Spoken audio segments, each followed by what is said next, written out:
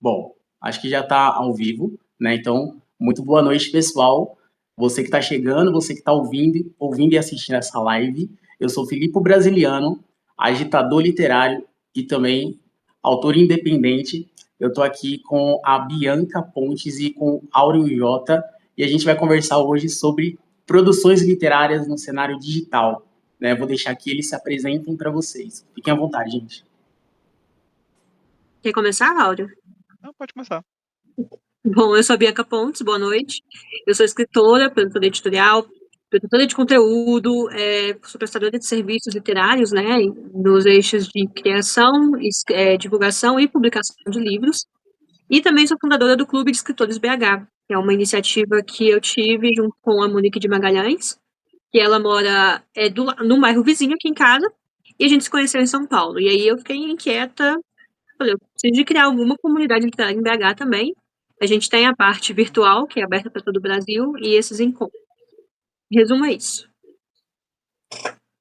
Pronto, eu sou Auro Jota. Eu já acho estranho que o Felipe, eu conheço ele já há algum tempo, e ele fala meu sobrenome não, é meu segundo nome errado aí, viu, Felipe? É só Como que é? Jota mesmo, Desculpa. como se escreve, como a letra. Eu sou do Piauí, eu escrevo contos, majoritariamente, contos de ficção científica, fantasia, horror, ficção especulativa. E eu faço parte de alguns coletivos de escritores, como o Motim Books, que são mais 2 autores, que a gente se ajuda para fazer publicações independentes, as nossas, e o Escambau, que organiza a revista Escambanáutica, e também a gente troca leituras e leitura beta, leitura críticas entre a gente também, e também faço parte da Geleia Total, que é um portal de cultura aqui do Piauí. E como editor, e a gente também está começando a fazer publicações físicas dos livros do povo daqui. Eu estou no meio, claramente, né? Porque porque fazer pouca coisa, né, a gente não consegue. A gente é o povo que trabalha com literatura, a gente faz assim, vários braços, a gente se desdobra. Sim, exatamente. Então, para a gente começar essa conversa aqui, né, eu pensei da gente começar falando de inícios, né, dos nossos começos, né, de como que a literatura ela surgiu nas nossas vidas, né, cada um vai ter uma história. A maioria dos autores com quem eu já conversei sempre contam, né, como eles cresceram lendo, sei lá, Gibi da Turma da Mônica ou coleção Vagalumes, né, sempre tem aquele ponto em que a literatura aparece e aí não dá mais para ficar longe dela, não dá mais para não querer viver literatura, respirar literatura. Então eu quero saber como foi com você, Bianca. A minha história é um pouco... Eu fiz alguns desvios no meio do caminho. Ao contrário de muita gente, todo mundo fala que a leitura foi o primeiro contato com a literatura, e o primeiro contato do abrir um mundo enorme, tipo Nárnia, e falar, eu quero ficar aqui. Comigo foi a escrita. Eu estava na 4ª série, 10 anos de idade, e a professora de literatura pediu pra gente estava estudando gêneros, né? Na escola, ela pediu para escrever uma poesia. E olha que hoje eu não escrevo poesia. Eu escrevi uma poesia e eu achei aquilo muito genial. Não só a poesia, que eu realmente achei muito boa, provavelmente não estava, mas enfim, a criança tem a autoestima dela. Mas eu achei, cara, eu queria fazer aquilo mais vezes, eu queria viver daquilo. E desde então eu não parei de escrever. A minha primeira lembrança de ler um livro e virar leitora voraz, que eu sempre fui desde os 12 anos, foi na 7ª série, com o livro O Mistério das Joias Coloniais, que é do Carlos Heitor Coni, acho que é Coni, né? E da Ana Lee. E eu li esse livro, que tem 120 páginas, 100 e pouquinhas assim, em um dia inteiro. Porque eu tinha que fazer a prova no dia seguinte, né? Peguei à tarde e li o livro inteiro. E eu adorei aquilo. Eu terminei ele, assim, como assim? Eu li um livro em um dia. E o livro é muito bom. E daí, pra frente, foi só pra trás também. Porque eu devorava livros, feito louca.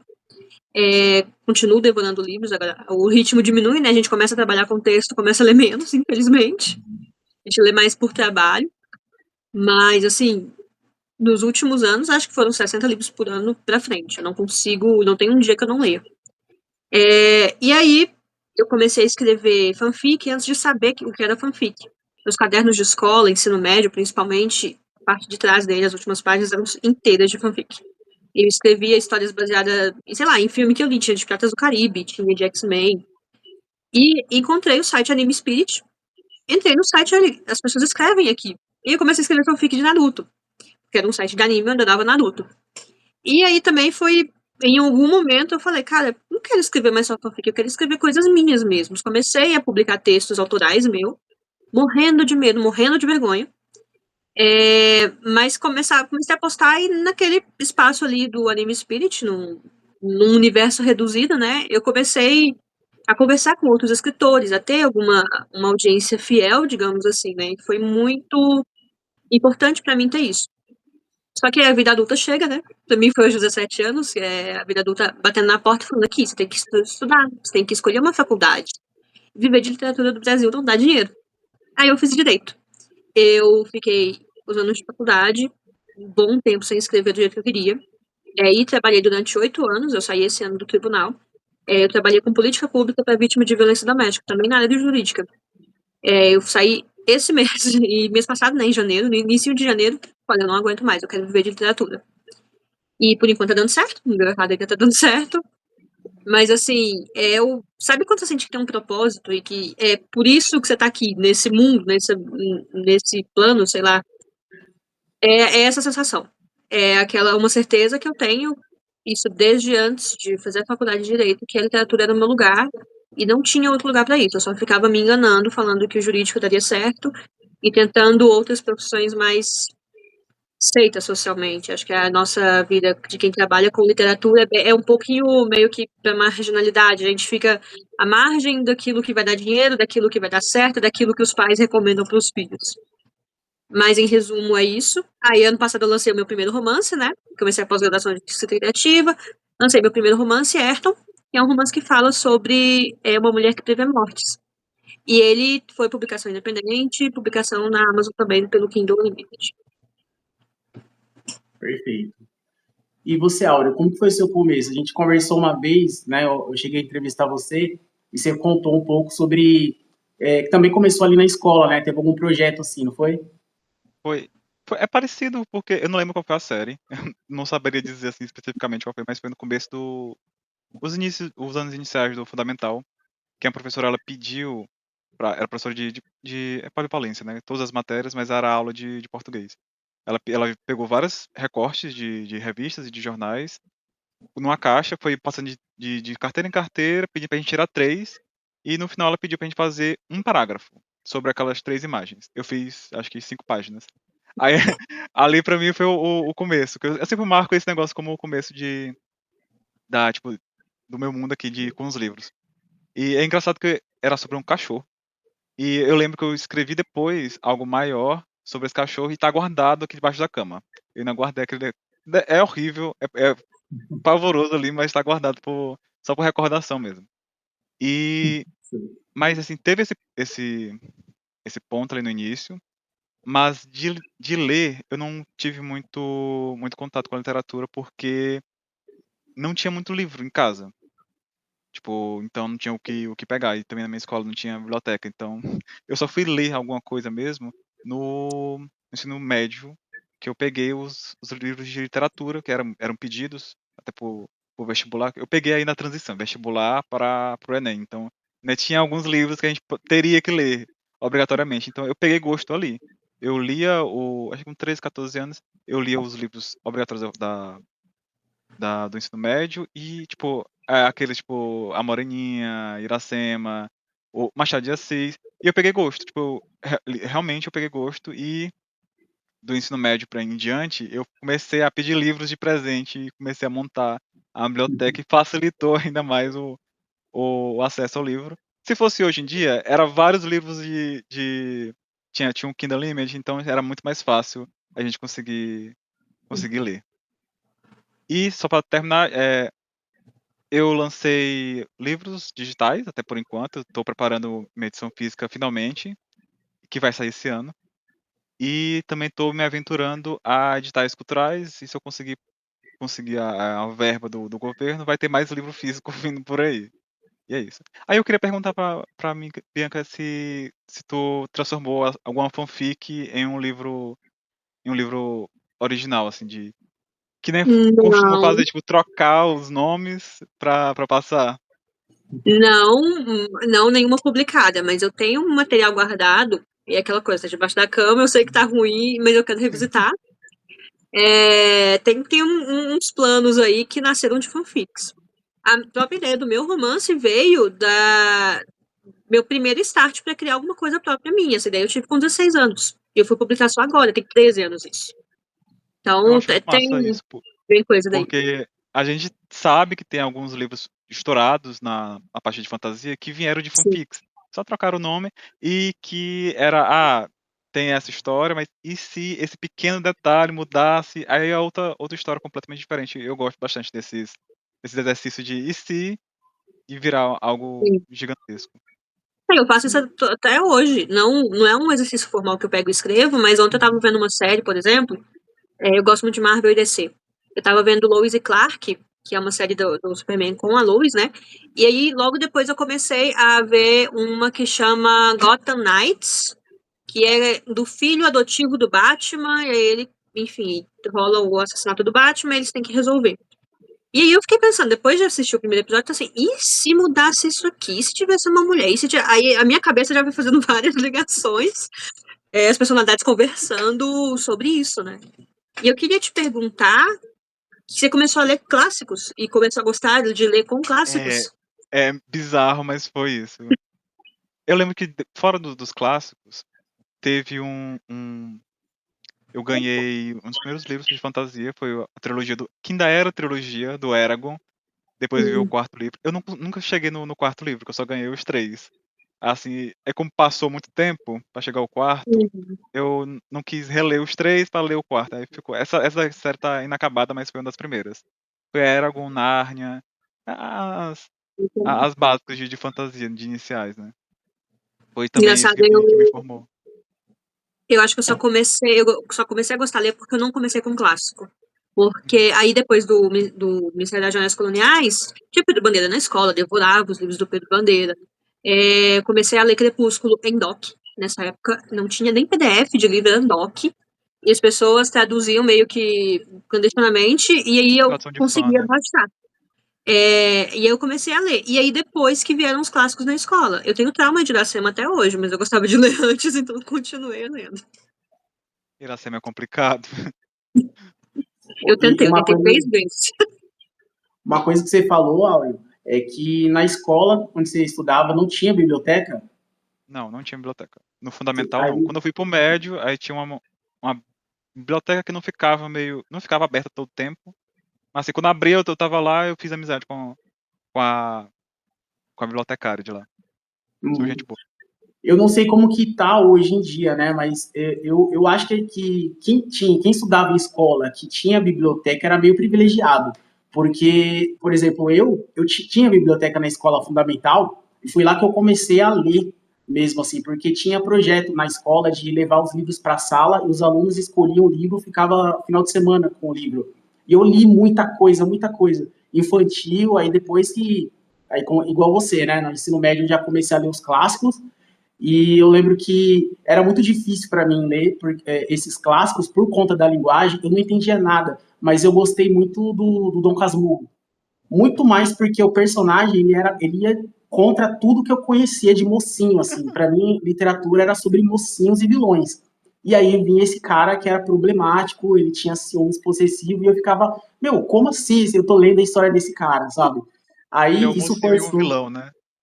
E aí isso forçou, né, interpretação de texto e tudo mais. Então, dá para a gente falar sobre isso também, né, o quão importante é a criança, o adolescente, o jovem ter acesso à literatura desde jovenzinho mesmo, né, para começar a praticar e adquirir esse senso de interpretação de texto, né, e tudo mais. Hoje em dia, igual você falou, é muito mais fácil, né, para ter acesso à literatura. Porque se naquela época você dependia da biblioteca, hoje a biblioteca ela é digital e é muito, muito rápido. Num clique você consegue baixar um livro.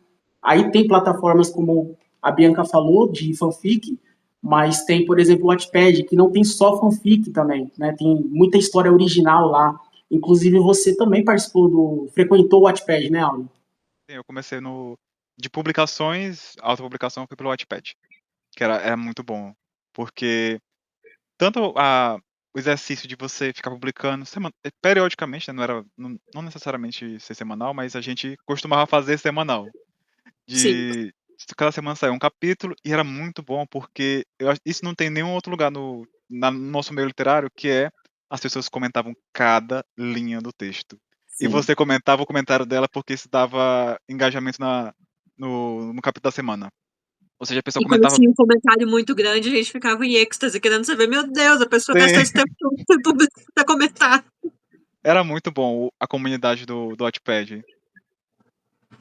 Saudades, Ali diz aí. também, quando eu tinha a revista Perpétua, a gente cobria o prêmio Whats.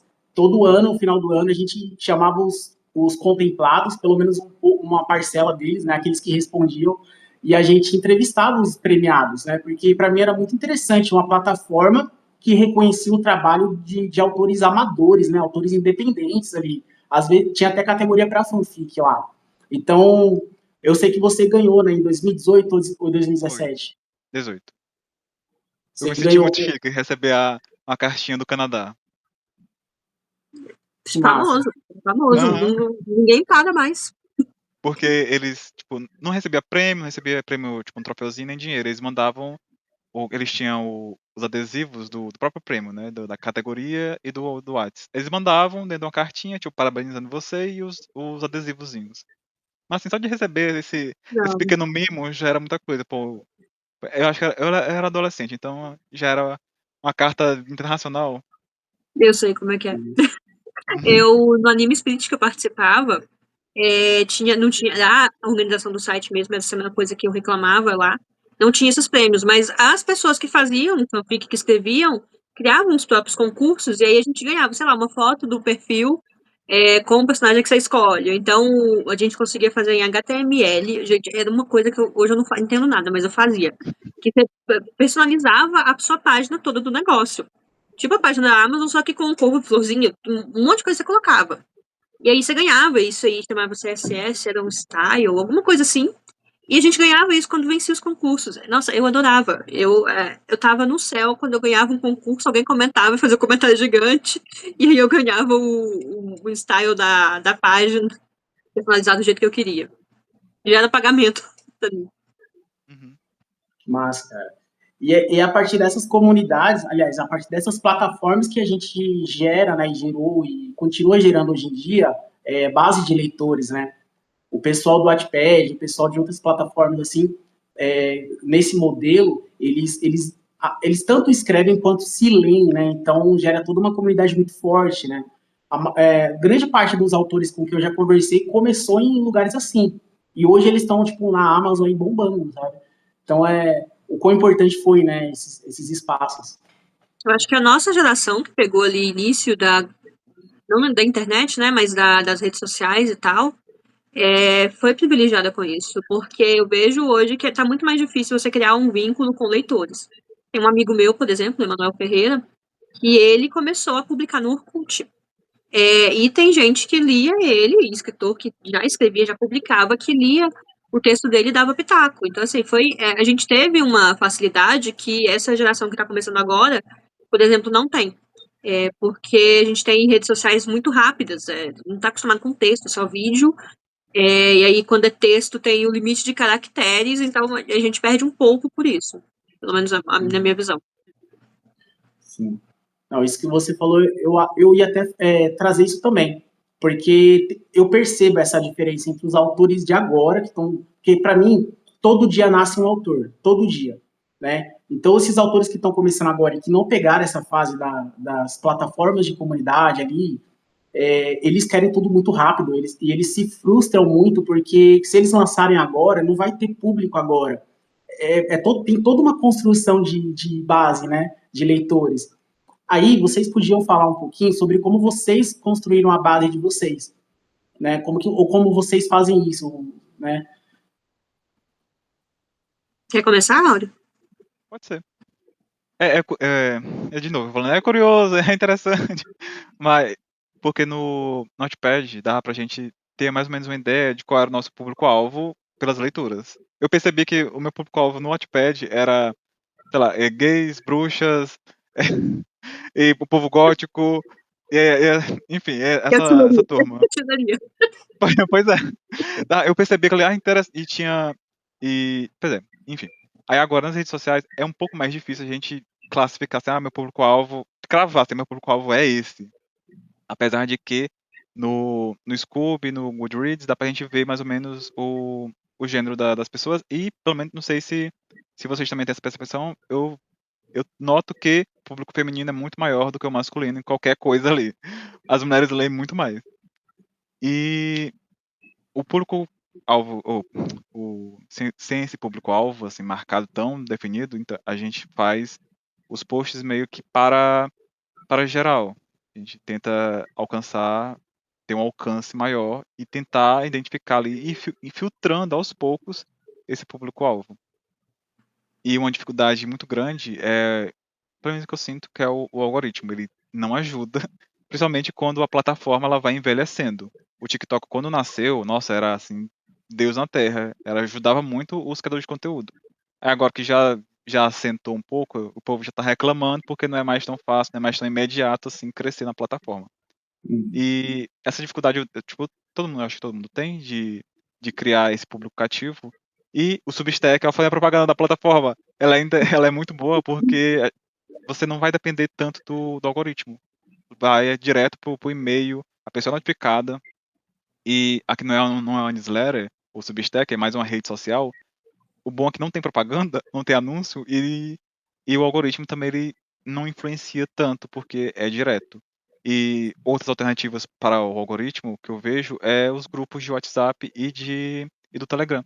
E, olha, isso aí é, sinceramente, uma das melhores coisas que a gente já fez. É selecionar, não selecionar, tipo, o nosso público, mas assim, juntar o nosso público fora de redes sociais. Ter um contato direto no WhatsApp. Quando eu publico alguma coisa, de ou um conto, ou uma antologia que saiu, ou de algum amigo. Nossa, enchendo os grupos de WhatsApp aqui de mensagem, a gente tem um retorno muito maior do que botar que na rede social a gente bota um post, ok, vai. Só que ele desaparece. É muito conteúdo sendo criado todo tempo por muita gente, aí você tem que fazer uns 5 posts, aí continua, aí vai. Tipo, no WhatsApp, no Telegram, nos grupos, vai direto. A pessoa tem contato, você conversa. Eu acho que essa é a criação desse nosso público. Se cativar nosso público é devagarinho, de pouco em pouco, e a gente vai conseguindo tanto filtrar e como identificar, conhecer nosso público-alvo. Eu concordo, eu tô no início ainda, né? Eu não tive coragem, na verdade, de criar um grupo de WhatsApp ainda com meus leitores, porque eu tenho essa dificuldade de mensurar quem é leitor porque eu tô divulgando o livro, ou porque é meu amigo, e quem é leitor porque chegou do nada e gostou do meu livro. Ainda fica um pouco confuso para mim. Mas uma estratégia que eu tô usando, e até como produtora de conteúdo, é de trazer as pessoas para newsletter. Porque eu sou a pessoa que eu escrevia fanfic e fazia capítulos imensos por semana. Eu escrevi em blog muito tempo, eu tive vários blogs para escrever textos meus mesmo. E aí eu sentia falta disso. Eu tava no Instagram, principalmente porque o TikTok eu gosto de gravar vídeo, só que pra editar um vídeo demora umas 5 horas. É o inferno. Eu gosto de conversar, eu gosto de editar, mas aí eu sou muito. Ou talvez seja falta de prática também, mas sou muito criteriosa pra editar, então demora muito tempo. Então, pra mim, TikTok, por exemplo, cara, eu coloco imagem lá e aquelas musiquinhas, porque para vídeo eu ainda não tenho. Eu consegui criar uma rotina de criação de vídeo sustentável para mim. Faço isso para cliente, não para mim, nesse caso de Ferreira Escrita de Pau. Então, essa coisa do texto, eu sempre gostei de ler, eu sempre gostei de escrever. Eu não consigo fugir disso. Mesmo no Instagram eu escrevo textão. Eu vou lá e tento brigar com uma crônica para ela caber nos 2.200 caracteres. Então, aí, criar newsletter, para mim, foi, além de ver que as pessoas são mais engajadas, elas realmente leem, quem tá no Substack e que se inscreveu na minha newsletter, lê. Eu também me sinto mais em casa, assim. Eu sei escrever, eu sou escritora, eu não sou apresentadora, eu não sou, sei lá, posso ser uma boa comunicadora, mas, primeiro, início, porque eu tô aqui é pela escrita. Então, plataformas que possibilitem isso, pessoas que estejam dispostas a ler, é uma newsletter, a última que eu coloquei é imensa, a de semana que vem vai ser maior ainda,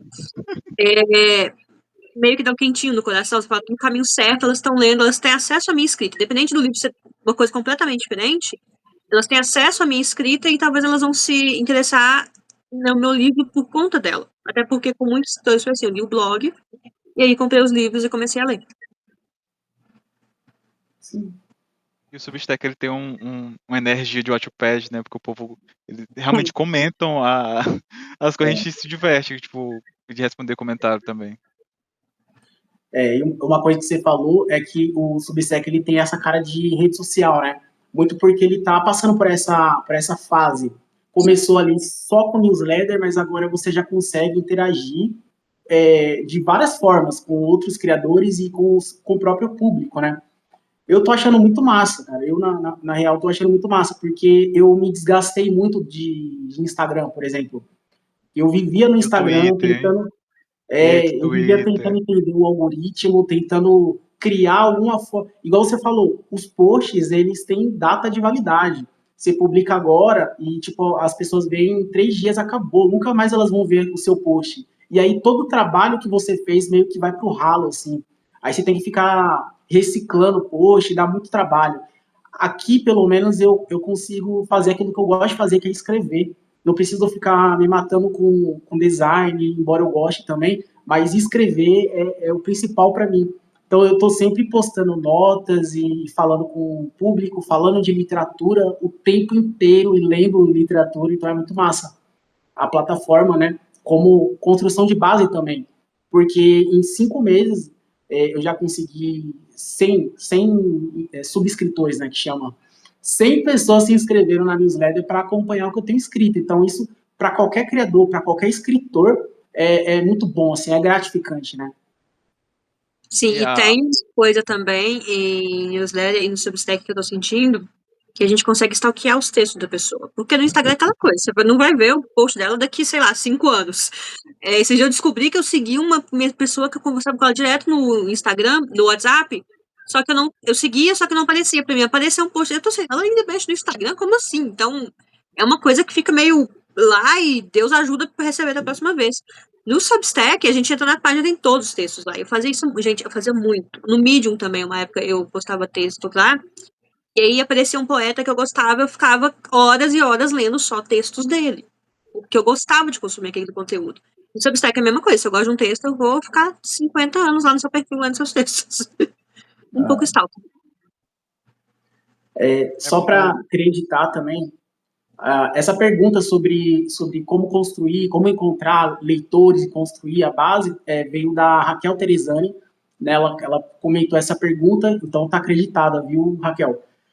Mas eu queria saber de vocês, porque existe uma certa discussão na internet, lá no Threads, Twitter e outras redes, sobre o que é o autor independente, né? Qual que é a diferença entre autor independente e um autor de casa editorial, né? Vocês se consideram autores independentes e por quê? Essas tretas de rede social. Será que, será que o povo me permite ser independente? Ou depende do mercado? E só escrevo o que o mercado exige que eu escrevo, né? Enfim, tipo, eu não tenho uma casa editorial por trás, então eu me considero um autor independente. Tipo, é eu por eu mesmo. Se fosse. É que nem aquele meme do, da, da coletiva de imprensa, né? É eu sozinho e vários cartões assim, diretor, fotógrafo e roteirista, é eu aqui de tudo. Óbvio que tem, tipo, gente que me ajuda na leitura crítica, revisão e tudo mais, mas assim, o grosso do livro é eu sozinho, a divulgação também é eu sozinho.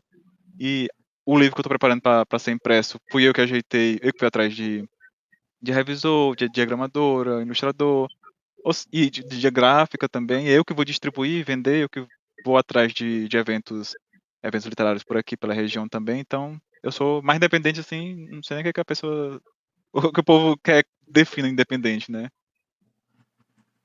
Tem opiniões polêmicas sobre assuntos populares. Opiniões impopulares sobre assuntos populares. Cara, essas treta de, vamos definir o que é autoria independente ou não, vamos definir isso, definir aquilo.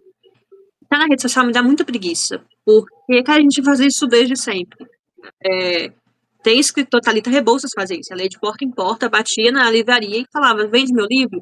Então, assim, por que surgiu isso agora? Por que a gente tá criando tanta dificuldade no negócio agora? E eu ligo muito a parte de ser escritor independente com a liberdade que eu tenho. Eu tive contrato com uma editora para lançar Ayrton, inclusive, e eu rescindi esse contrato 2 meses depois de assinar. Porque eu sou muito rebelde, não, mentira. É porque não tenho o que reclamar da editora, ela não me enganou em nenhum momento. Mas assim, o tratamento que ela daria ao texto não é o que eu queria pro meu livro. Eu falei, tchau e mesmo. A parte boa de ser formada em direito é essa. Você rescindiu um contrato, não tem problema, não ia ficar vinculada a isso. E aí eu tive muito mais liberdade de criar o livro do jeito que eu queria. Independente se tem erro, se não tem, se eu fazer diferente depois daqui 5 anos. Mas naquele momento era o que eu podia fazer, o que eu conseguia fazer, o que eu escolhi fazer. E isso pegou muito pra mim. Principalmente quando eu tive o contrato, quando a gente começou a se desentender que não, esse desentendimento parece que foi uma briga, não foi, foi super de boa, mas teve um momento que eu falei, cara, eu não quero isso pro meu livro e eu não vou conseguir seguir desse jeito. Porque olha o tempo que eu esperei pra publicar um livro, eu escrevi desde os 10 anos, fui publicar com 29. Assim, eu não esperei esse tempo todo pra ficar à mercê de uma coisa que eu não quero fazer, então vou fazer do meu jeito e foda-se. Ainda bem que a gente tá em época de KDP, de Kindle Unlimited, a gente consegue se autopublicar, né? Mas quer dizer que eu não quero uma editora? Não quero, eu quero uma editora. Inclusive, editora, estou aqui. Só que acho que é um pouco daquela coisa também de escolher suas próprias batalhas. Eu gosto muito da liberdade, então eu só vou abrir mão da minha liberdade por alguma coisa muito interessante para mim. Por uma visibilidade muito maior que a editora no momento que eu decidi o contrato não tinha com ela. E aí não é demérito da editora, nem demérito meu. São escolhas que a gente, como adultos, vamos tomando ao longo da vida. Se deu certo ou não, se vai ser uma escolha que ao longo do tempo eu vou falar, nossa, me orgulhei disso ou não, a gente vai saber no futuro. Mas eu ligo muito essa independência à liberdade. Acho que editoras independentes também são editoras que não têm. Tem um gato passeando por aqui. Que não tem vinculação com algum investidor, com alguma empresa maior, ou com algum grupo maior, que elas têm essa liberdade de publicar o que quiser. O que quer e pronto. Então, essa é a minha definição de autor independente. Então, Tá eu certo. queria comentar Então, 2 coisas da Pera aí, Filipe. pode comentar. É que Calma. tu falou da Thalita e me chamou a atenção que mesmo escritores que foram pra editora, eles não podem ser independentes, porque assim, tipo, Sim. tem muito autor que é publicado por editora e que lança o livro por fora, por conta própria, e que luta ali pra divulgar, mesmo tendo um livro, sei lá, estourado em uma grande editora. Isso Não, o autor da não. Companhia das Letras precisa divulgar o próprio livro também. Ele tem que Sim, agir como autor independente. A sim. editora, infelizmente, no Brasil, a gente não tem dinheiro suficiente mesmo pra que o autor só sente na cadeirinha dele e escreva. Meu sonho de princesa, mas não Seria rola. bom demais. A gente receber só um adiantamento de bilhares de dólares e pronto, pra Nossa, quero. escrever. Se alguém quiser, eu tô E aqui, tô pronto. o outro ponto foi sobre autopublicação e de editora. A cada vez que eu tô mais no mercado, eu sou mais hater de editora, é impressionante, assim, eu não gosto eu nunca tentei ir por editora, mas assim, todas as histórias que eu vejo não são felizes, assim, não terminam tão bem assim. Sempre tem a gente não sai brigado, mas assim, não se segue mais, né, nas redes sociais. Tipo, não quero passar na calçada perto da editora. Olha, pior Mas que eu enfim, sigo. e Não, mas é ó, cada vez que eu converso com mais autores me falam isso.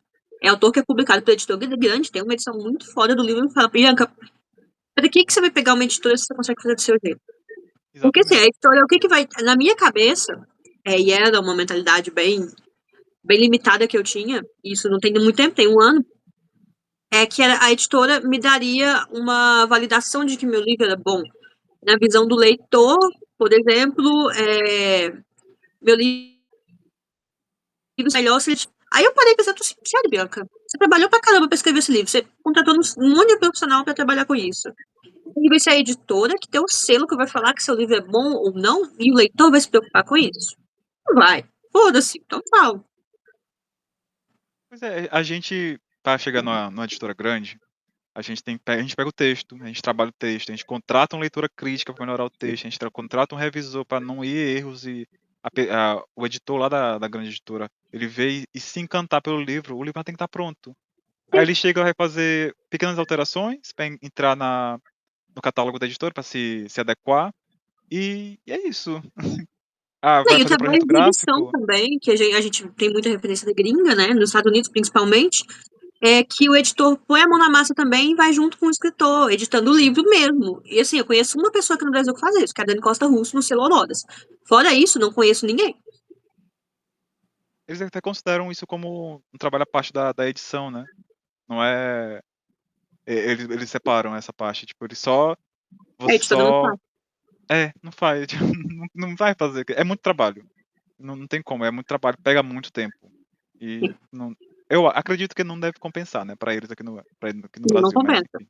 Era nosso sonho isso acontecer. Sei que nem o Brandon Sanderson, que tem, sei lá, uns 7 editores para cada um dos livros dele. Assim, Ah, perfeito. mas também dá o tamanho. Infelizmente aqui é um editor para 70 livros. Então não vai. Exatamente. E outras coisas de. Tu falou sobre projeto gráfico também, ser igual tu quer. Se for na editora, nossa, a burocracia que é pra aprovar. Você pede assim, eu quero esse ilustrador, assim, esse aqui não dá. Aí você fala, eu queria essa e outra referência na capa. Não vai. E Esse foi um quando, dos motivos que eu desisti do é, contrato. e Foi quando volta, essa situação. acaba por você aprovar. Assim, por favor, não reclame da capa, só aprove e vá embora. Nossa, a gente tem que trocar figurinha depois. Ó, tem uma história Ah, ótima sobre eu tenho também, mas. Enfim, tipo. Não pesquisem, mas enfim. Eu tenho um livro que a capa, ela tinha. Desculpa, editora. Eu amo vocês. Mas a primeira capa que veio, ela é um livro, tipo, sou nordestino, né? Então, e a história, ela se passa no Nordeste. Com referências a coisas daqui. A primeira capa que veio o personagem com um chapeuzinho de couro. Eu fiquei assim, não, por que o chapeuzinho de couro? Não tem chapéu de só couro na história. Foi só a única porque coisa que eu do pedi, assim, tira. Nordeste vai ter um chapéu de couro. A única coisa que eu pedi foi, tira o chapéu de couro, assim, não tem sentido. Não tem chapéu de couro na história. Aí foi isso. Mas eu amo a capa. Mas o chapéu de couro eu nunca esqueci. Faz assim, acho que sei lá, uns 5, 7 anos já. Eu sou de capa, eu tenho Chapéu... umas histórias que eu não posso falar ao vivo, então a gente conversa logo. E você é misteriosa mesmo, foda-se. Não tá gravando não, ninguém vai saber. Nem não tá não, tá de boa. Bom, deu para ver, então, ó, os dois falaram coisas que se complementam, né? A Bianca falou sobre a liberdade do autor independente e o Áureo ressaltou várias vezes a responsabilidade do autor independente com todos os serviços que ele pode contratar sozinho agora. Né? Enquanto a editora faria esse trabalho, né, dependendo do contrato, o autor independente ele acaba fazendo sozinho. Ele fica responsável por toda a parte de revisão, de diagramação e de capa, mas ele pode contratar as pessoas. Em outra live que eu fiz com outras pessoas aí, outros autores, eles falaram sobre como esse meio também. Pode falar, Aldo, tô com o dedo levantado aí. É só pra lembrar que você, autor independente que tá ouvindo, assistindo essa live ou esse corte, não sei como é que vai ficar no futuro, faça contrato. Assim, procure alguém, alguma assistência jurídica, ou então procure na internet algum modelo, mas faça um contrato com os profissionais que você vai contratar, porque é importante. Lembre-se da Patois. A história da Patois. Nunca esqueça da Patois. Traumatizante. Que o cara, que o cara fez quase 200 livros, sem contrato com o ilustrador da capa. E quando passou 5 anos, o ilustrador fez o quê? Pediu os direitos autorais dele, das capas, e ganhou, acho que parcialmente, enfim. Eu não lembro direito, mas a Patois ficou sem poder vender diretamente os livros Sim, que estavam com as pode vender. capas. E teve um monte de autor prejudicado com isso também, que eles não Sim, podiam ter as obras circulando. E aí, uma coisa também, era amigos, tá? Um era amigo do outro, sim. então faz contrato. Independente Não de quem faça seja. de, Se for tua mãe, faz não faça contrato. de boca a boca, não vá na confiança, não, meu amigo, sei lá, meu irmão, você faça contrato. Assim. É bom para as duas partes, tanto Pra e preservar a relação conjugal, maternal, é, maternal, faça contrato. Realmente. Boa, boa. Né? Bom ponto que você levantou. Agora eu já esqueci o que eu ia falar. você, improvisa, a pergunta é agora. A fofoca venceu. Ele ficou até sem rumo. Eu vou ler E a você, pauta. Filipe? Como é que tá seus livros aí? Então, eu sou mais organizador de antologias do que autor propriamente dito, né? Embora eu tenha história já pronta para ser lançada, eu ainda não lancei. Então, mas eu já organizei 2 antologias pelo selo Perene Editorial, e convidei autores para participar das antologias. E todos os autores independentes, eu só trabalho com autor independente, com quem não tem casa editorial ou quem não é agenciado, porque eu sei da dificuldade que é você publicar as coisas, você querer ser lido e você ser invisibilizado constantemente, né? Eu sempre falo isso nas redes sociais sobre como o autor independente ele acaba sendo invisibilizado de propósito, tá? Tem muita editora que faz isso aí, não divulga, tem gente que não divulga, perfis literários que não divulgam autor independente. Então, eu me proponho, né, em tudo que eu faço, nas iniciativas que eu crio, a estar dando visibilidade para o autor independente, tá repercutindo, né? Igual essa live aqui que a gente está fazendo, falando de literatura e principalmente do trabalho de vocês, né? Então, essa E acaba fofocas. sendo... E fofocas Oi? sempre E fofocas. Fofocas sempre E edificam. fofocas, não pode faltar, né, cara? Eu vou ler a pauta para não me perder aqui.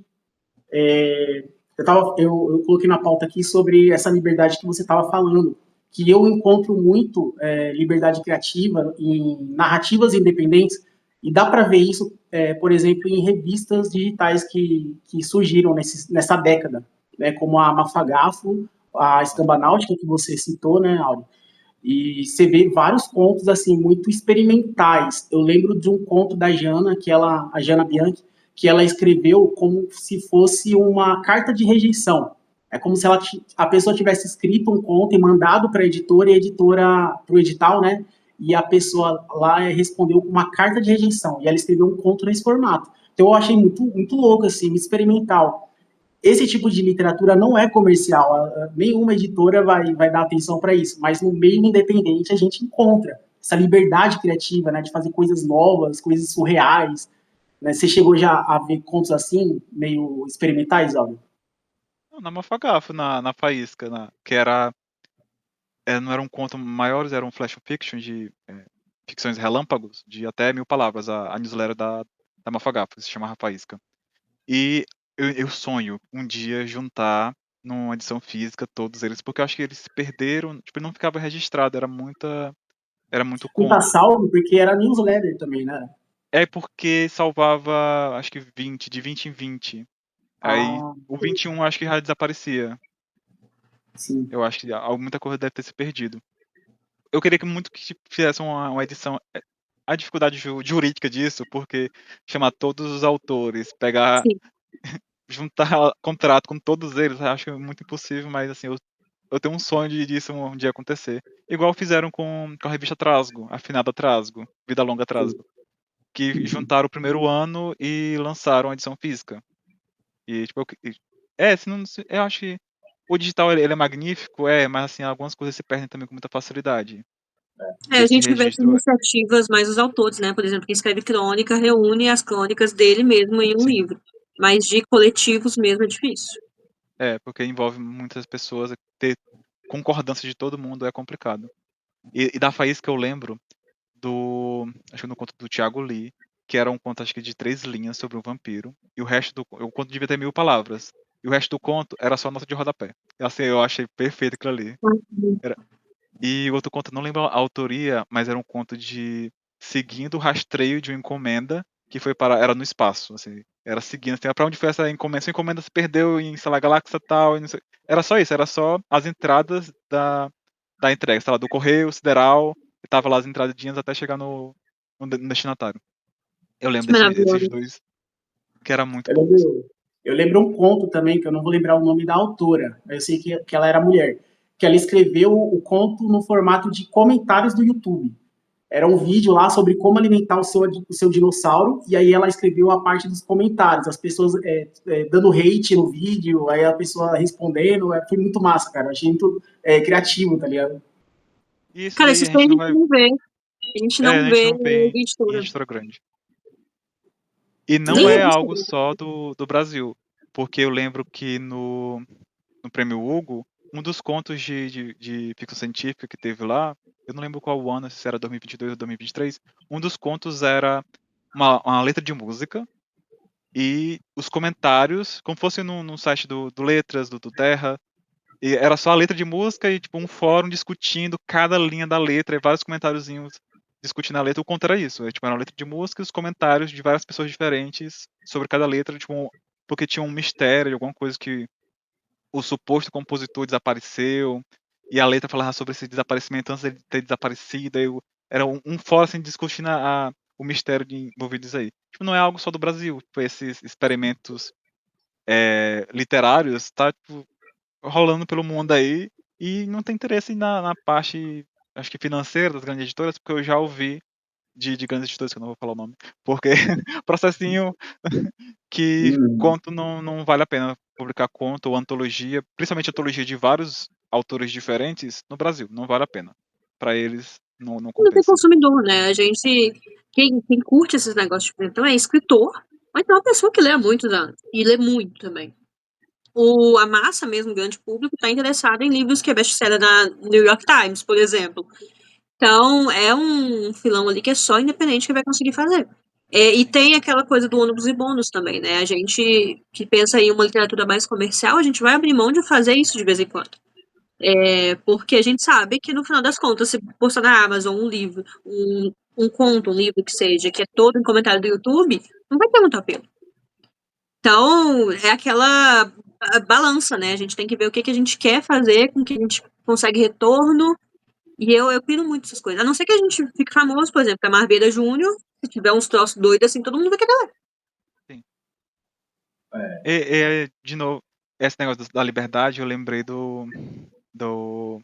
da matéria que saiu sobre as tendências para 2025. E na primeira vez que eu vi, eu li o texto antes de saírem os vídeos do povo comentando, como o Paulo Hatz, a Avalanche também comentou. Mas assim, os comentários as previsões do que vai fazer sucesso em 2025, era tipo, tá fazendo sucesso, já estava em 2024, que é romantasia, Mas só vai a continuar. ficções de cura, tipo, é a previsão assim do que já tá, né? Que parabéns. Mas Aí eu tá fico, eu também fico, previsível. eu fico Eu me lembro de. perguntando, eu fico me perguntando se até onde vai assim, porque o público tá interessado nisso, mas assim, até onde a editora também tá forçando É. esse tipo de conteúdo, porque assim, não falando mal do conteúdo em si, mas assim, pô, tem tanta coisa assim pra gente ver, e o foco a previsão de o que vai fazer sucesso, o que já tá fazendo sucesso agora, assim, só vai se replicando, e até onde é tão assim, não orgânico ou não, isso aí. Foi Eu uma provocação. tenho.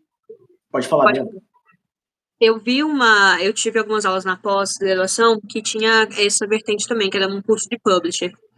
E aí, uma coisa que falava assim: você tem que ter uma previsão meio que mãe de Ná. Você tem que adivinhar. Você vai pensar em uma obra pra sua editora, você tem que imaginar que ela vai fazer sucesso. Tem casos estranhos também, por exemplo, que eles sempre contavam naquela época de livro de colorir. Ninguém falava em livro de colorir. Ninguém falava nada. Do nada, uma editora falou: eu vou publicar isso aqui. E o troço estourou. E virou mais vendido no Brasil. E todo mundo começou a caçar livro de colorir, só que durou pouco. Aí a última, eu não vou lembrar o nome da editora, mas uma editora que pegou, ela já pegou quando estava acabando e ficou com uma tiragem imensa que não vendeu. Então, assim, é muito, Eu lembro sei lá dessa do história. quê. Não tem. Agora eu sei que tá bombando a questão da nostalgia, só que já tá diminuindo também. Começaram a fazer isso no audiovisual também, começaram a fazer mais comédia romântica, tipo dos anos 2000, que a gente assistia quando era adolescente, voltaram. Mas agora também eu tô sentindo que tá caindo, então, sei lá, a gente vai pegar uma bola de cristal e tentar adivinhar o que dá certo ou não. E por isso eu acho que é E, complicado também pro escritor criar pensando nisso. Porque, e por comédia exemplo, romântica é interessante tu falar disso, porque era muito forte anos 2000, 2010. Hoje em dia, você pode procurar, tipo, eu boto minha mão no fogo, você pode procurar no cinema, não tem uma comédia romântica. Não vai ter, não vai pro cinema mais, porque eles falam que não vale a pena. Que é melhor botar no streaming que vai dar mais dinheiro. no streaming eu vi um monte mesmo. Então, Sim, assim, agora no cinema, acabou. tem o lugar certo também de cada coisa. Escrevi um romance insólito, que nunca tinha ouvido falar em um romance insólito. Mistura insólito com um romance de amorzinho. E aí, sei lá, talvez não é o momento certo, só que na hora que eu escrevi, eu tava cagando pra isso. Daqui 5, 10 anos, talvez. Agora tem um cachorro.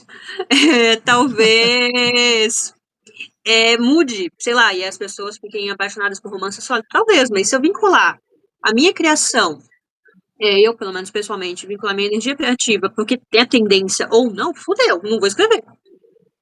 É humanamente impossível também, porque você não vai conseguir correr mais rápido do que a tendência que tá saindo agora. Porque para escrever vou chutar baixo, para escrever um livro é alguns meses. E quando você conseguir publicar, a tendência já é outra.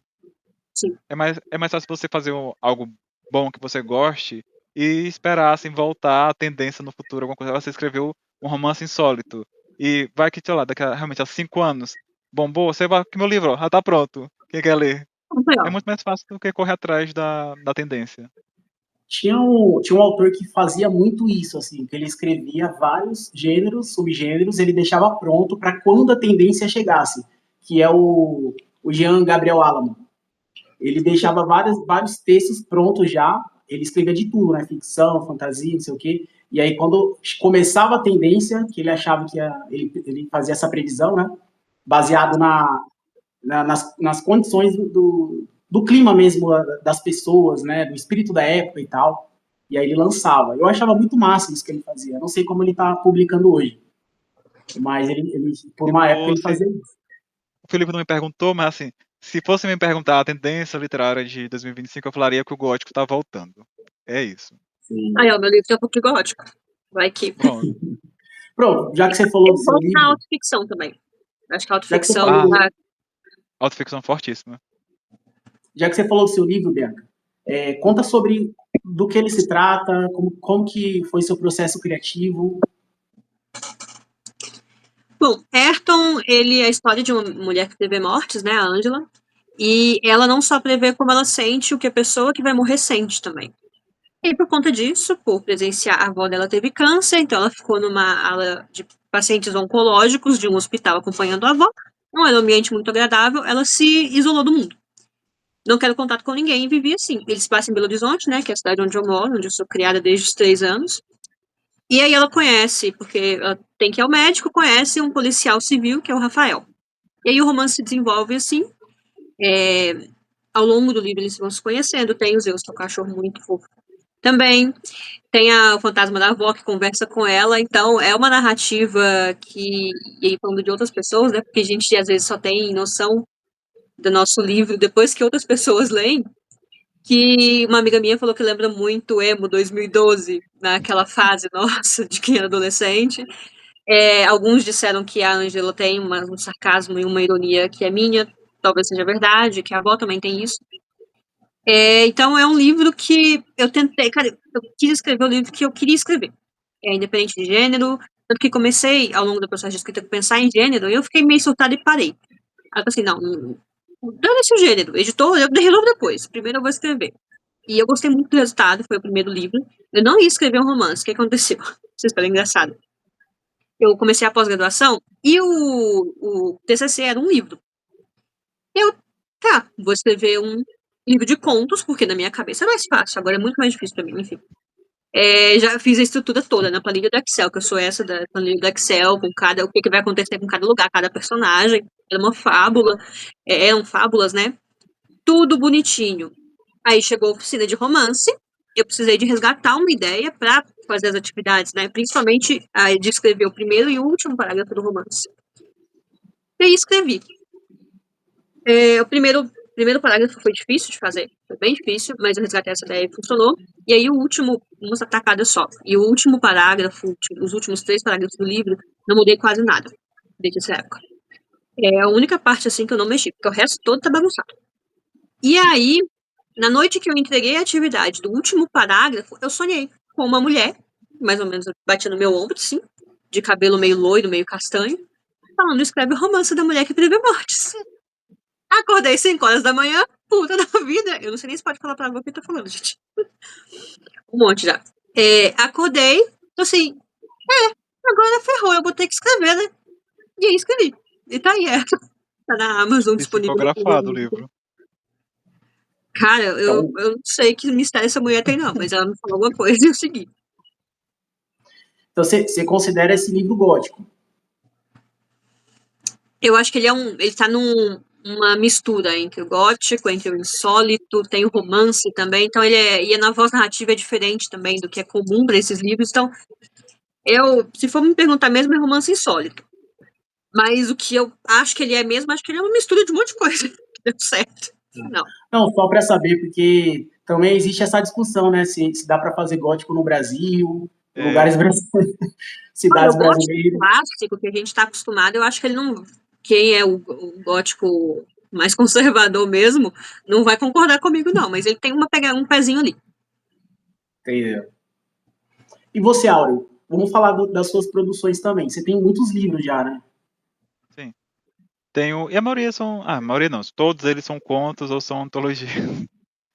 E eu acho que o mais interessante para falar aqui seria o Acalanto, porque eu consigo puxar um tema que fala sobre publicações digitais, que é multimídia. Porque o Acalanto ele nasceu eu faço parte de um podcast sobre os filmes de terror, que é o Covil do Terror, e eles me pediram para fazer uma história para eu narrar no podcast.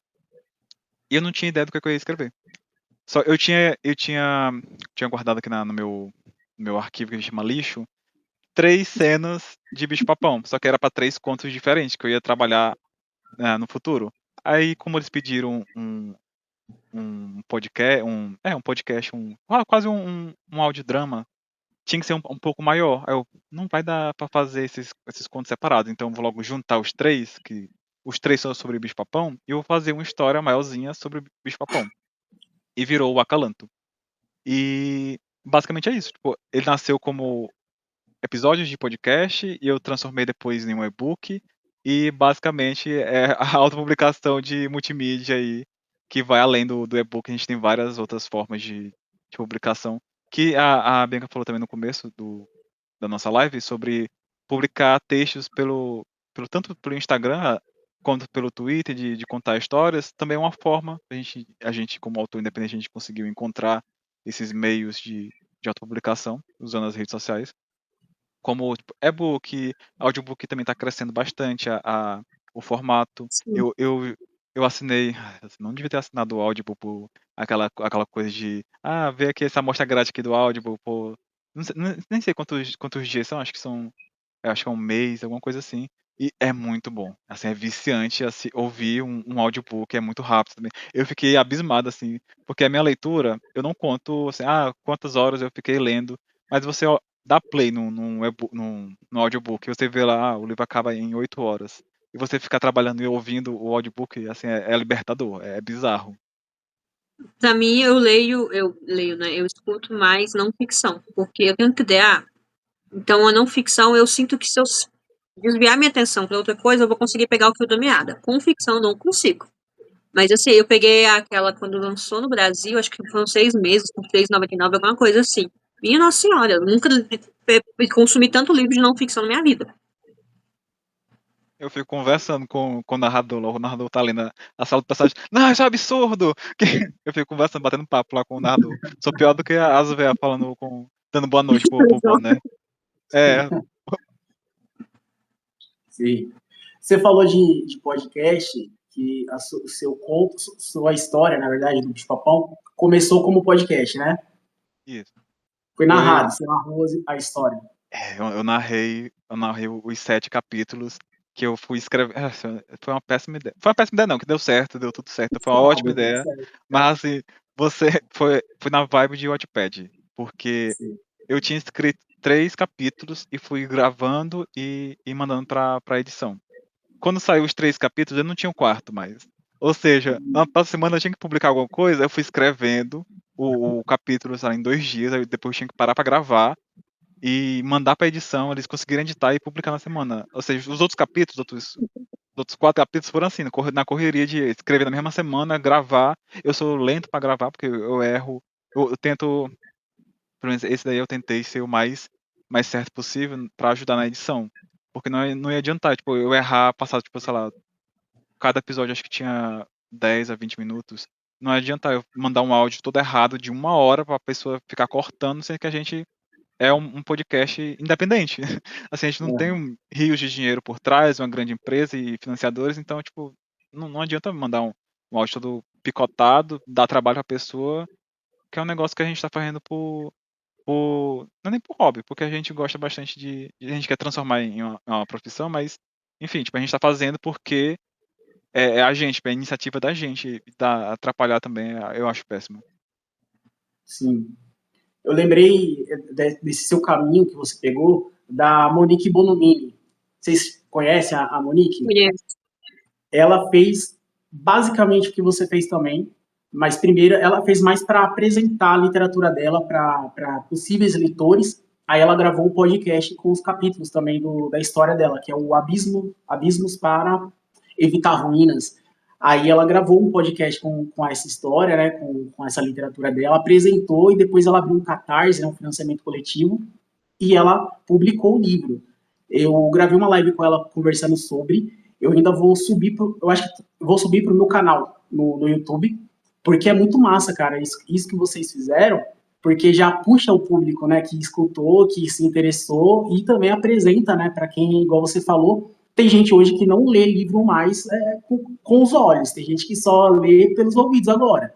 Então também é um público aí que você acabou, né, capturando. Então tem várias Aí formas, né, de você... voltando Pode lá para falar. aquela pergunta que tu fez, de como é que vocês conseguem juntar público, formar público, é assim que a gente consegue, gente.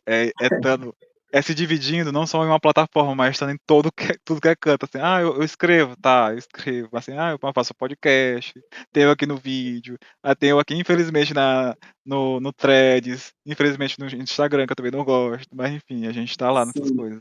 A gente vai fazendo. Também tem, eu acho que tem uma vantagem, é que a gente só reclamou de rede social dessa época agora, mas eu vou falar bem, porque assim, a gente tem muitas possibilidades de levar o nosso livro para mais pessoas. A gente não está limitado só ao texto. Imagina uma estado de acesso para divulgar um livro, gente, como é que é a dificuldade.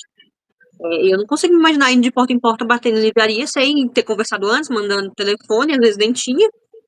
É na cara de pau mesmo. Então a gente está numa época que, apesar de tudo, e de tudo que eu falo de contexto também, de política, de tudo mesmo, a gente está numa época que está fácil, entre aspas, de divulgar, de levar o nosso trabalho para outras pessoas de formas diferentes.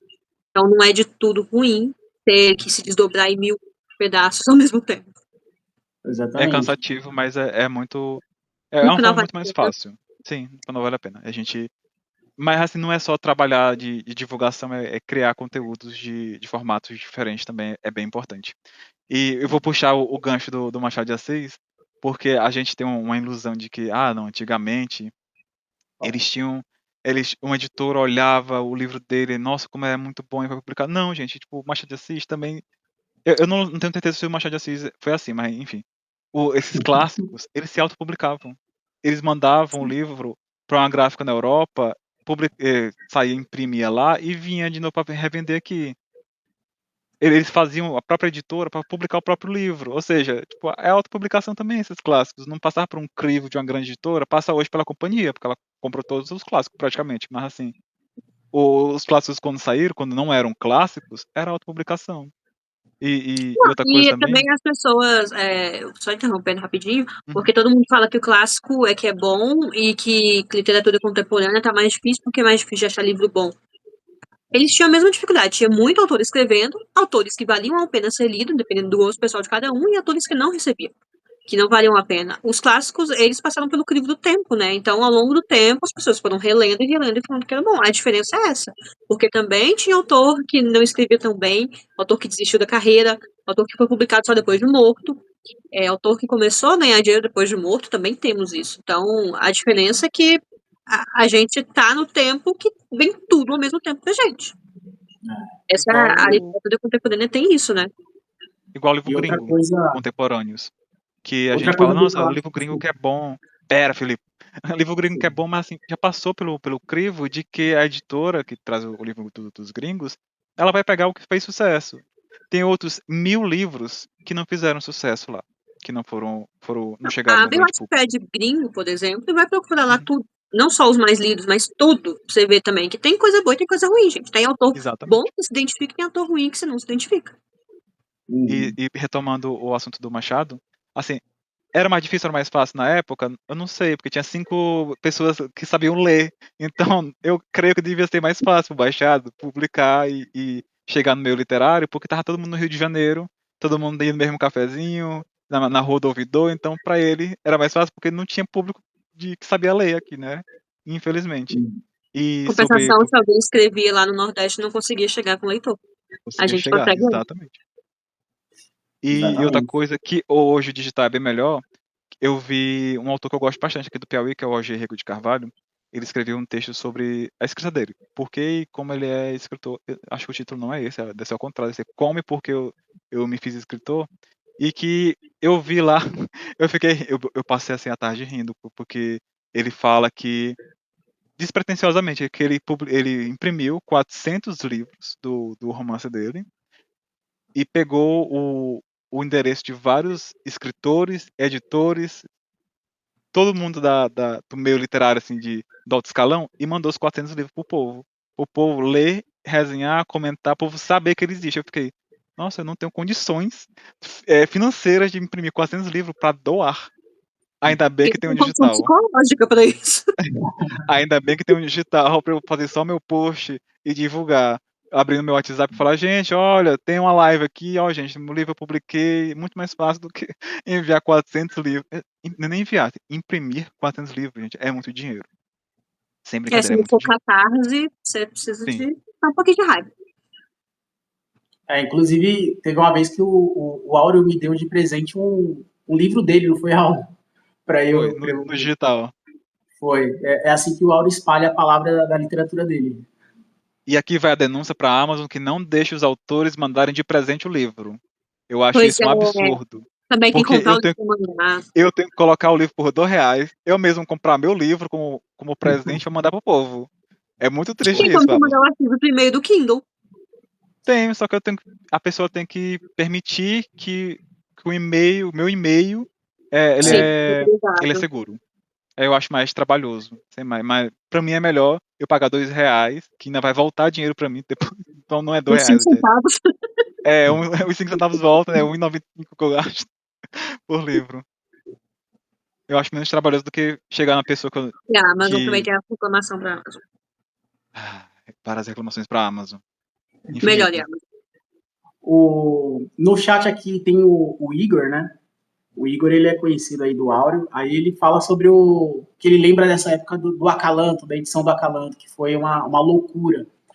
O Igor, ele faz parte do coletivo, Motim. né? Fala um pouquinho sobre o Motim. O Motim, ele é uma bagunça danada porque a gente veio do Wattpad. A gente se conheceu lá no Wattpad e não sei nem como que a gente se juntou, assim, a gente se conheceu no Wattpad, juntou os três, a gente fez um grupo no WhatsApp e a gente se lê, a gente se edita, a gente se revisa. A gente, quando um da gente queremos fazer uma antologia própria, assim, eu escrevi vários contos, eu quero juntar e fazer um livro de contos. Os outros dois, a gente lê todos os contos que tá lá pra gente ajudar na seleção, assim, é um trabalho, assim, que não existe em uma editora No tradicional, mesmo.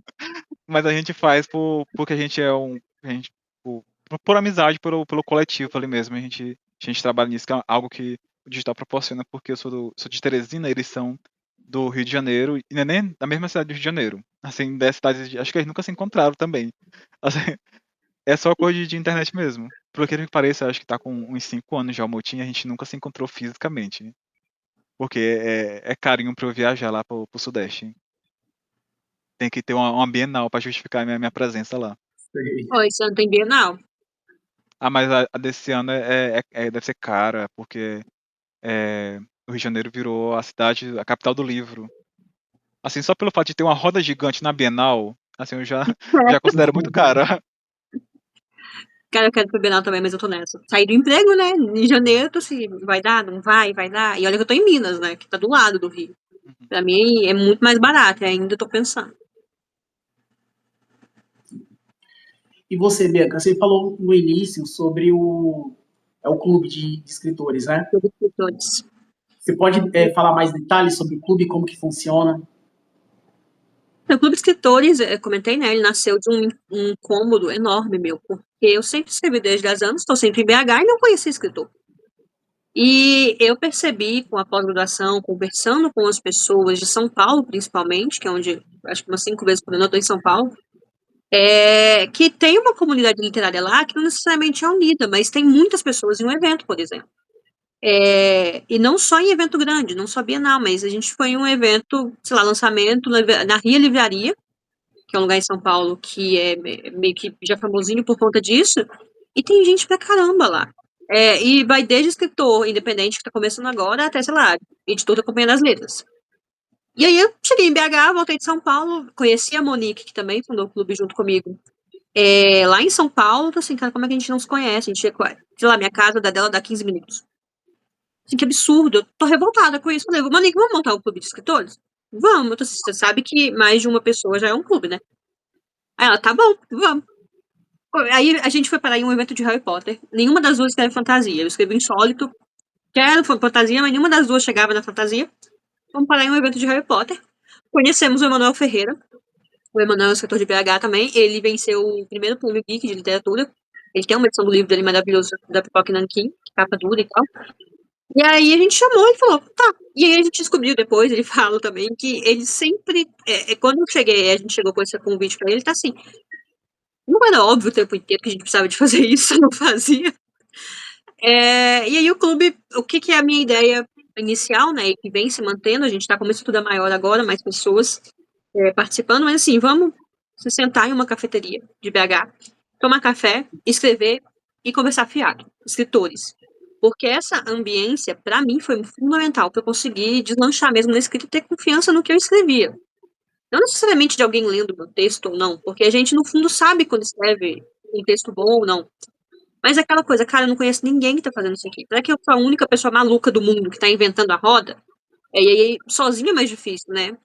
Vamos se juntar. A gente fez alguns encontros em BH, e aí a gente foi para um evento de novo em São Paulo, e as pessoas falaram, mas não tem virtual? Não tem como mais gente participar de outras cidades, que eu não sou de BH. Tá, vamos fazer. A gente tem um encontro mensal presencial aqui em BH e um virtual. E o virtual, gente, o requisito para participação é escrever. E ter vontade de conversar de escrita, só isso. A gente fala da vida do universo e tudo mais, a gente fala muita asneira, a gente ri, a gente tem um desafio de escrita. E assim, é um momento do mês que, pra mim, de vez em quando tava mais difícil do tribunal no final, eu falava, é pra isso aqui que eu tô. Assim, esse dia aqui valeu o resto do mês. E é muito interessante, convido autores para participar, né? Mesmo que não goste, não, sou escritor recluso mesmo, beleza, mas conhece. Vamos conversar um pouco, vamos bater papo, e aí você vê se é o escritor recluso mesmo. Eu sou a favor de experimentar em todas as áreas, né? Então, teve gente, por exemplo, que participou uma vez e entendeu que não era a vibe da pessoa, e aí não participa, mas por enquanto acho que a gente tem 80% de aproveitamento, todo mundo fala que quer participar sempre. Eu que criei, né? Então eu sou suspeita para falar, mas eu adoro. Eu sou apaixonada. E não é de graça também, né? A gente não cobra nada para participar. Então, é muito massa ver, assim, como vocês começaram lá atrás em plataformas de comunidade e hoje vocês trabalham em coletivo, ainda estão trabalhando em coletivo, sabe? Vocês ficam encontrando formas de trabalhar com outras pessoas que têm o mesmo interesse em comum, né? Ajudando, porque o que vocês fazem é um ajudar o outro, né? E eu acho que o autor iniciante hoje, quando ele começa, ele já começa com uma visão um pouco individualista, porque ele acha que está todo mundo por si, né? E aí casos como esse, assim, de essas iniciativas que vocês estão atuando, mostra justamente o contrário, né? Que quanto mais unido a gente tá, melhor, né? A gente chega mais longe, faz mais coisas, né? Desde quando eu comecei a trabalhar com internet e literatura, quando eu misturei as duas coisas, eu sempre procuro trabalhar em coletivo também. Aí a primeira coisa que eu tive foi uma revista, onde eu fazia entrevista também, mas eu ajudava outros autores a repercutir esses autores, porque a gente falou sobre marketing aqui, não sei se a gente falou sobre perfil literário, né, que a pessoa contrata para fazer post, carrossel, reels, e é muito caro, né? Um pacote já é caro. Então a pessoa tem que escolher qual influenciador, qual perfil literário eu vou depositar meu dinheiro para divulgar o meu trabalho, sem saber se vai dar muito certo, sem saber se vai repercutir mesmo. Então eu fazia na revista Perpétua essa repercussão dos autores de graça e eu enxergava aquele projeto como coletivo.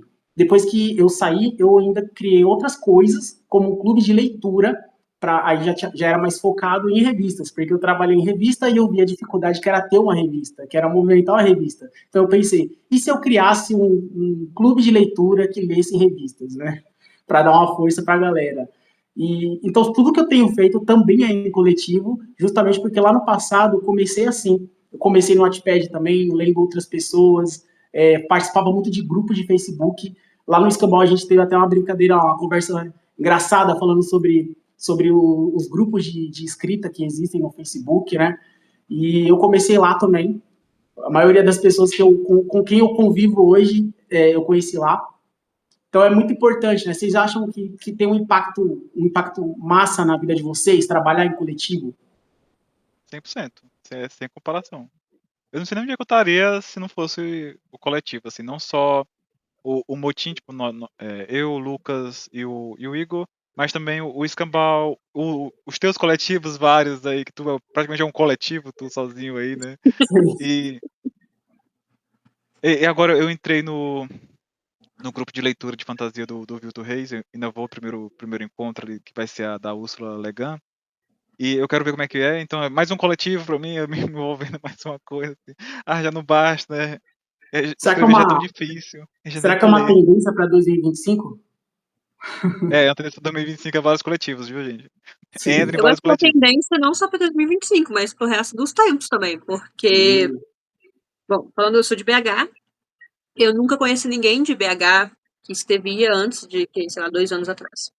Mas, em site de fanfic, eu tenho amigos, grupo de amigos, que tem 10 anos, que já é a mesma coisa. A gente tem 10 anos, lugares completamente diferentes do Brasil, a gente não se viu pessoalmente até hoje. Mas os primeiros leitores de Ayrton foram eles. Ana e Kelvin, provavelmente não estão vendo, depois eu falo que eu falei deles. Eles vão assistir a live toda. E assim, tem esses grupos, mesmo que deixem de se falar depois, foi importante, não só para ter leitor, mas para gente que faz a mesma coisa que você. Para mim foi fundamental em começar a pós-graduação em grupo, e eu fiz questão de escolher um curso que não fosse online, só gravado, porque eu sabia que, cara, eu estava muito no meio jurídico, eu estava muito na parte do direito, e eu estava no momento que início de burnout, tem todo um problema mais sério, e que eu sabia que se não tivesse mais ninguém do meu lado, mais ninguém falando, olha, dá certo, você tem como fazer isso, que eu sabia que não ia dar. Eu sei lá o que eu ia ter pagando todo o meu salário que eu tinha na terapia, provavelmente. Então, foi fundamental. E até também, a gente falou um pouco disso no início, acho que o áudio chegou a puxar, né? Porque a gente acha sempre que quando a gente tá sozinho, escrever o livro e pronto, o editor vai descobrir e magicamente as coisas vão acontecer. E a gente sabe que o buraco é muito mais embaixo. Mas eu, por ter demorado mais tempo para entrar de vez no mercado literário mesmo, e por ter estudado tanto tempo e conhecendo tantas pessoas e trocando ideia com tantas pessoas, a expectativa já estava meio que praticamente com a realidade ali. Tava pau a pau, não tava imaginando que meu livro ia, sei lá, 15ª maravilha do mundo, que o editor da Companhia das Letras ia descobrir e eu ia virar um best-seller da New York. Não tinha essa fantasia mais. Tanto para a questão de quem sonha com isso, a gente sonha com isso, mas a realidade é diferente, e para conhecimento de mercado, saber o que a editora faz, o que não faz, saber como que você vai divulgar o seu livro, qual o papel do autor, que não é só escrever, esse tipo de coisa também a gente consegue conversando. Dificilmente, eu acho que eu não vi nenhum, sei lá, vai pesquisar no Google como divulgar seu livro, não vai aparecer que você vai ter que divulgar o seu livro todos os dias para criar uma comunidade aos poucos mesmo. É de formiguinha em formiguinha. Não vai ter um viral que vai explodir do TikTok que você gravou. Não, o viral vem com 50 mil vídeos ruins e talvez um viral. E o viral significa que é praticamente quase aleatório, tipo, é sorte, Sim. não é... Você não vai assim, eu vou programar um viral pra hoje, 2 horas da tarde. Não, não vai ser Vai assim. ter 2 visualizações. Só de É. sacanagem.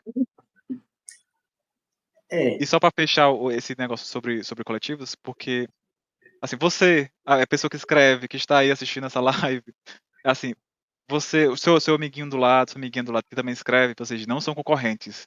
Assim, tem essa Sim. ideia que a escrita é solitária e parece assim, a publicação ela é uma luta, você tá brigando pela atenção do leitor, você e outros escritores, não, tipo, a pessoa que lê o seu livro, ela pode ler 50 livros também, assim.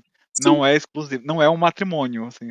A leitura, ela não é fechada, assim, eu leio só um livro da minha vida. A gente sabe que o brasileiro não lê, mas assim, os que leem mais do que um livro, pode ter Nossa certeza. senhora, quando lê com força. Bianca, ela lê 60 livros por ano, então, ó, não é o mesmo livro que ela vai ler sempre, então, Não, e de gêneros diferentes também, né? sim. A gente sabe que tem muita gente que só lê romance, só lê fantasia, só lê isso. Mas eu acho que a parte mais legal, e principalmente, aí também eu sou um pouco radical nisso, eu acho que é obrigatório para escritor ler gêneros diferentes. Porque você vai ter repertório, gente. Não tem como a gente escrever sem ser um leitor antes. Eu não acredito que se alguém fizer isso e fizer bem, cara, me apresenta, a NASA tem que vir conversar com ele. Porque a gente precisa disso. E aí tem muito escritor lendo várias coisas. Então, cara, não vou brigar com alguém que escreve o mesmo gênero que eu por espaço. Não, lê um, depois lê o outro, tá tudo bem. Não é concorrente, Companhia das Letras não, enfim, não vai olhar pra gente agora, então não tem concorrência. E é Sim. muito mais produtivo você se juntar com a pessoa que escreve no mesmo nicho do que você para fazer uma cena. Uma cena, no caso, tipo, não uma cena de literatura, mas uma cena de. É, uma cena de movimento ali. Tipo, que a pessoa é muito mais fácil, o leitor, encontrar uma produção literária que tem 10 pessoas gritando que existe literatura no Brasil. Literatura gótica no Brasil existe. Aí é muito mais fácil você ouvir isso do que só uma pessoa brigando com outra ainda para o leitor. Assim, O é muito mercado já mais. é pequeno, já é difícil. A gente já tem pouco leitor no Brasil, né? Agora menos da metade, nas últimas pesquisas Acho que pesquisa. saiu, né, do Nielsen. Então, assim, a gente precisa dessa união. Não tem como a gente, num mercado tão pequeno, ficar sozinho no canto, cada um fazendo o seu. Eu acho nem possível de crescer desse jeito. Eu sempre falo, na verdade, sobre isso, de como o autor independente, os autores independentes são elos de uma mesma corrente, né? Quando um é puxado, quando um alcança um determinado lugar, o outro também alcança, porque vai abrindo esse espaço para quem está vindo, para quem está chegando, né? E falo também sobre essas parcerias, esses coletivos que a gente tem que formar para não exatamente para não ficar sozinho, né? Ninguém é lobo solitário, aqui não precisa ser lobo solitário, né? Quando a gente faz coletivo, trabalha junto em prol de alguma coisa, no caso da literatura independente, a gente acaba ajudando outros. Você falou sobre como escritores leem também. Teve uma pergunta que era como conquistar leitores, farmar público. O escritor é um público-alvo também. Né? A gente que frequenta grupos, que frequenta coletivo, a gente sabe que o escritor está sempre querendo ler mais, querendo ler outros parecidos com ele. Então a gente acaba oferecendo leitura para escritores também. Então não enxergar o outro como concorrente, mas como público-alvo também. Né? Tipo, no vínculo que você cria, na conexão que você cria, vocês acabam se lendo, né? Naturalmente, não precisa nem forçar. A pessoa vai querer acompanhar o seu trabalho, né? E você vai querer acompanhar o trabalho do outro também. Eu acho que é mais ou menos isso. Também aí tem uma vertente também, que além do leitor, né, do escritor, que acha que, enfim, tá difícil de concorrer com o leitor, a gente precisa dessa união, principalmente em escrita feita por mulher. Porque mulheres, a gente, sei lá, colocar a publicação, um livro por dia, durante uns 50 anos, a gente não vai alcançar, e publicar só mulher, a gente não vai alcançar o número de livros publicados por homens também. Então, quando essa competição vem de mulher, me dói um pouco mais, porque assim, tá todo mundo no mesmo barco, mas tem gente que tá. Tem uma frase da Cris Paiva que eu vi: tá todo mundo no mesmo barco. Não, tá todo mundo no mesmo mar. Cada um tá com um barco diferente. E aí a gente tem que se empurrar. E aí, quando eu vejo essa competição entre mulheres, me dá uma dor no coração, cara, vamos uma segurando a mão da outra. Vamos levar o nosso livro junto para os outros lugares, porque não é concorrente. A gente tá concorrendo porque, sei lá, vai concorrer com alguém que concorre com a Netflix. E a pessoa vai ler um livro, então vê uma série. Mas entre escritores, entre livros, acho que não faz sentido para mim isso. Então, já que a gente está falando de coletivo e você citou mulheres, né, escritoras, dá para a gente indicar, por exemplo, o coletivo Escreviventes, que eu ajudo a Monique, a Michelle, com a revista Contos de Sansara, né, eu faço a capa das revistas, e aí elas têm esse coletivo Escreviventes também, que é só mulheres, né, e elas escrevem muito, escrevem demais, dá para ir conhecer, tem Instagram, tem perfil no Instagram. Também eu posso recomendar o coletivo Nidaba, da Larissa Brasil, com outras mulheres, que agora elas estão com uma publicação, deixa eu só ver, a editora acho que é a Urutau, pela Urutau. Como o mercado é tão pequeno que todo mundo que você citou eu conheço. Larissa Brasil. É, O Urutau, eu li aquele livro, poucos livros agora fazem eu devorar. O Urutau foi um deles. Monique Bonomini a gente teve em São Paulo juntas, é uma pessoa muito querida. Então, assim, é pequeno o mercado, a gente conhece todo mundo. Se você não conhece todo mundo, você vai conhecer alguém que conhece o fulano que você não conhece. Então, e pro bem ou pro mal, né? Porque a gente sabe que prestador de serviço que fica mal falado porque é um mercado pequeno, todo mundo conhece todo mundo. Mas usar isso a nosso favor é muito importante mesmo. De mulheres, tem o selo Auroras, é o selo da Nani Costa Russo, que eu falei, minha amiga, conheci em São Paulo também. Ela foi uma das pessoas, assim, pegou na minha mãe e falou, Bianca, você escreve bem, vamos, segue com o seu livro. Até a gente estava em uma aula com ela no sábado, e eu falei que a leitura crítica que ela fez no meu livro, ela me mandava áudios e eu chorava, só chorava, mais nada. Ela é uma pessoa que tem essa iniciativa de editar, de ter a edição artesanal mesmo. O selo Aurora só publica mulheres, e são obras maravilhosas. Maravilhosas. Sim. Tem o Elas Publicam também, que é uma espécie de coletivo, né? Eles têm um prestador de serviços, mas tem autoras de lá também que são só mulheres, só aceitam mulheres. Eu também conheço, sei lá, 90% das pessoas que eu conheço da literatura são mulheres, então meu perfil sempre vai ter alguma indicação de alguma mulher ali, você vai ver. Que mais que tem? Nossa, agora tá me faltando, mas se precisar de indicação de livro de mulheres, eu tenho, gente. Só me mandar mensagem que eu vou Sim, ó, aparecer. depois você pode fazer assim, você pode ver os que você conhece, os coletivos, e me mandar que eu coloco na legenda desse post aqui, né? E é isso, o que vocês acharam da conversa? Eu quero Foi de ótimo. novo, me convida mais vezes. Eu gostei do Substack, a primeira live, né, que a gente tá testando aqui. A gente não caiu ainda, então é muito bom. Pra Instagram cair 5 vezes. E vai ser como eu falei, vai ter um post aqui, eu vou fazer um post com essa live, vai ter texto também, vou colocar a legenda bonitinho, vou ver se dá para editar as partes que ficou em silêncio, nem ficou tanto, né, que a gente meio que revezou bem, tá? E vou subir lá no meu canal. Vocês têm canal? Vocês querem vídeo também? Eu quero o vídeo, mas eu vou colocar no Instagram e no TikTok pra ter alguma coisa pra publicar lá, que não sejam fotos. No Instagram você quer os cortes, né? Se quiser, pode mandar um vídeo inteiro também que eu coloco. Porque eu acho que 1h30, né, que a gente fez, acho que não sobe no Instagram. Não, mas eu corto também. Se for muito trabalho também, não precisa não. Perfeito. Eu consigo Você, cortar. vai querer os seus cortes? Eu vou querer. Vou querer também os cortes. Vamos ver, vou testar essa IA, né? Porque tem uma IA aí no Substack que faz os cortes bonitinho, diz ela, né? Vamos testar. Espero que ela seja Então, bonitinha. assim, eu vou agradecer muito, então, pessoal que assistiu até aqui, que veio até o final, quem entrou, quem saiu, quem entrou de novo, pessoal que comentou, teve o Igor, teve outra pessoa aqui, Kini Cabral, Leon. Isso, com pessoal coisa aberta que também. participou, tá? Vou agradecer demais. Você que está assistindo no YouTube, você que está ouvindo só o áudio, também vou agradecer por ter escutado até aqui. E as pessoas que vieram aqui conversar comigo, né? Bianca Pontes e Áureo, muito obrigado novamente, né, pela participação. Eu que agradeço, adorei, quero mais vezes. Eu adoro conversar, gente. Então, live, me chama que eu tô aqui. Não vou falar de nada. Quero. Autor introvertido, né? Quem diria? A gente conversa tanto. Acho que talvez não seja um pouco tanto assim. 1h30, né? Será que... creio que não é, não somos. Não. Sim.